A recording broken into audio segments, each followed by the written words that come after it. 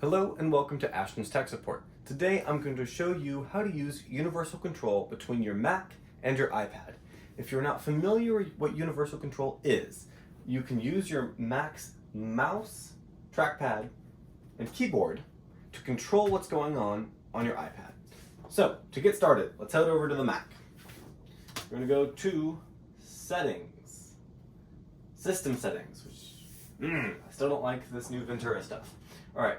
You're going to go to Displays, Advanced, and you're going to see this. Allow your pointer and keyboard to move between any nearby Mac or iPad. Make sure that that is on. All right. On your iPad, you're also going to go to Settings, You're going to go to General, which is right here. Then you're going to go to Airplane Handoff, Allow Handoff, and Allow Cursor and Keyboard. Go ahead and stop Airplane. Now that we're on the Mac, let's see, we need to make sure you guys can see this. You should be able to see my Mac screen. You should be able to see this screen. Just in case okay. So I'm going to go over, I have my mouse, I'm just going to keep going left. Now I can control my iPad.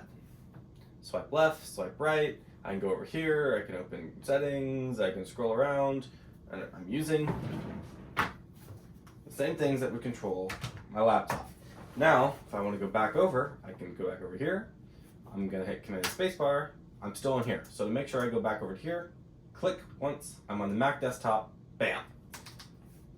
So, not continuity, universal control, very helpful feature. Like I'm doing stuff on my over here, I'm like, oh, I need that.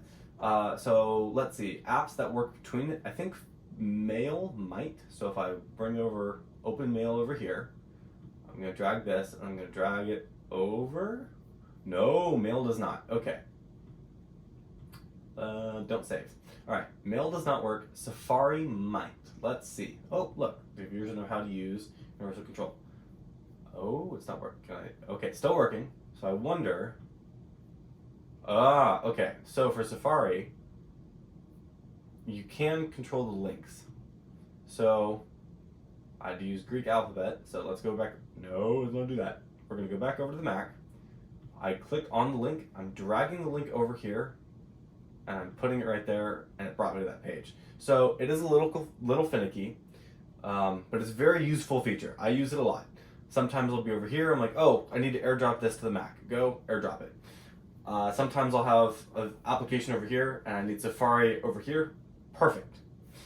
But there is another thing that you might want to use. You can also use your iPad as a separate display for your Mac, and that is called Sidecar.